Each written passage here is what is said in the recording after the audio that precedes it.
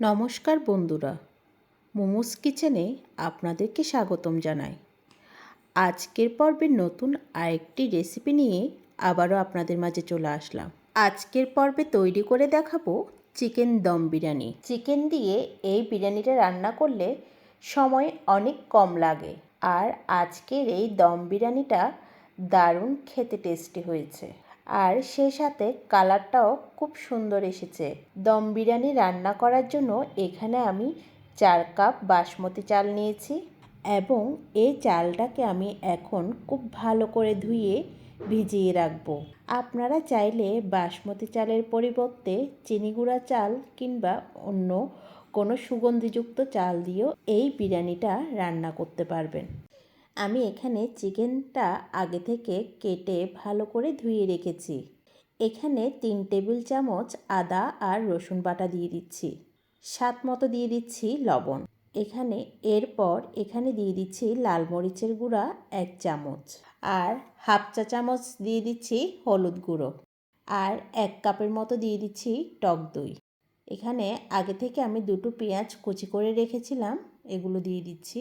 পেঁয়াজ বেরেস্তা দিচ্ছি হাফ কাপ, আর যেই বিরিয়ানি মশলাটা বানিয়ে রেখেছিলাম ওটা দিয়ে দিচ্ছি। এরপর এখানে পরিমাণ মতো তেল দিয়ে দিচ্ছি। এখন মশলার সাথে চিকেনটাকে খুব ভালো করে মেখে নিচ্ছি। আমি খুব ভালো করে চিকেনটাকে মশলার সাথে মেখে নিয়েছি। এরপর এখন আমি এটা চুলাতে তুলে দিব। এরপর একটা ঢাকনা দিয়ে এটাকে কিছুক্ষণ কষিয়ে রান্না করব। এখন আমি একটা পাত্রে অল্প কিছু পরিমাণ তেল দিয়ে দিয়েছি। এরপর এখানে 5-6টা আলু আগে থেকে কেটে রেখেছিলাম, সেই আলুগুলো আমি এখন ভেজে নিচ্ছি। এখানে লবণ আর একটু কাশ্মীরি লঙ্কার গুঁড়ো দিয়ে আলুটাকে ভেজে নিচ্ছি। আলুটা ভাজা হয়ে গিয়েছে, এখন আমি একটা পাত্রে তুলে নিচ্ছি। আর আলুটা ভাজতে ভাজতে এখানে আমি যে চিকেনটা কষানোর জন্য চুলাতে বসিয়েছিলাম সেটাও অনেকটা হয়ে এসেছে। আমি চিকেনটাকে ভালো করে নেড়েচেড়ে আরও কিছুক্ষণ কষিয়ে নিব। এবার চিকেনটাকে আরও কিছুক্ষণ রান্না করতে করতে অন্য চুলায় আমি ভাতটা রান্না করে নিব। তার জন্য এখানে আরেকটি পাত্র বসিয়ে দিয়েছি। এখন এখানে পরিমাণ মতো পানি দিয়ে দিচ্ছি। পানিটাকে আমি ফুটিয়ে নিচ্ছি। পানিটা ফুটানো হয়ে গেলে এখানে দিয়ে দিচ্ছি স্বাদ মতো লবণ, 4 থেকে 5টার মতো কাঁচামরিচ, আর তার সাথে দিচ্ছে 1 চামচ শাহি জিরে। অল্প পরিমাণ তেল দিয়ে দিচ্ছি। আমি আগে থেকে যে বাসমতি চালটা ভালো করে ধুয়ে ভিজিয়ে রেখেছিলাম এটা পানি ঝরিয়ে এখন এখানে দিয়ে দিচ্ছি। এখন আমি বাসমতি চালটাকে প্রায় 80% মতো সিদ্ধ করে নিব। চালটা 80% রান্না করা হয়ে গিয়েছে। এখন আমি চালটাকে একটা ছাঁকনিতে নিয়ে জল ঝরিয়ে নিব। চুলা থেকে নামিয়ে ভাতের জলটা ঝরিয়ে নিলাম। এরপর আমি এখানে যে চিকেন কষাটা করেছিলাম ওটা থেকে কিছুটা অংশ একটা বাটিতে তুলে নিয়েছি। এরপর এর উপর দিয়ে দিয়েছি রান্না করে রাখা ভাত। এরপর দিয়ে দিয়েছি আগে থেকে ভেজে রাখা আলু। এর উপর দিয়ে দিলাম পেঁয়াজ বেরেস্তা, আর আমি আগে থেকে এখানে সামান্য একটু দুধের মধ্যে ফুড কালার মিশিয়ে রেখেছিলাম, এটা 1 চামচ করে দিয়ে দিলাম। এরপর দিয়ে দিয়েছি ঘি।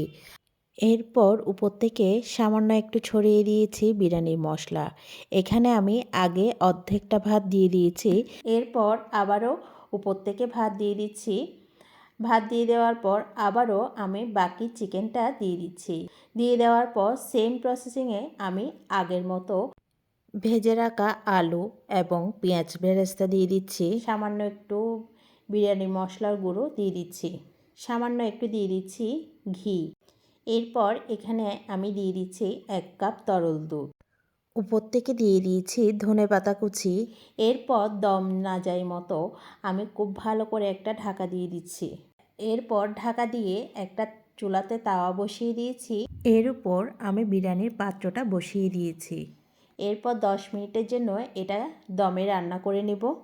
10 মিনিট হয়ে গিয়েছে। চলুন তাহলে দেখে আসি আমাদের দম বিরিয়ানিটা কতটুকু হয়েছে। আমার দম বিরিয়ানি রান্না করা হয়ে গিয়েছে। এখন আমি এটা পরিবেশন করে আপনাদেরকে দেখিয়ে দিব। আজকের দম বিরিয়ানিটা আপনারা দেখে নিশ্চয়ই বুঝতে পারছেন কতটা মজা হবে।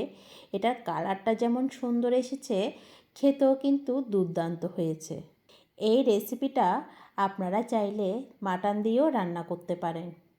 খুব সহজ পদ্ধতিতে আমি এই রেসিপিটা দেখানোর চেষ্টা করেছি। এর দম বিরিয়ানিটা যেমন রান্না করতে খুব সহজ, খেতেও কিন্তু অসাধারণ।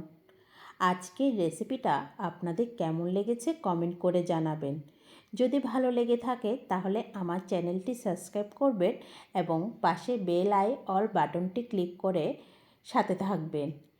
আর রেসিপিটা যদি ভালো লেগে থাকে লাইক কমেন্ট শেয়ার করবেন।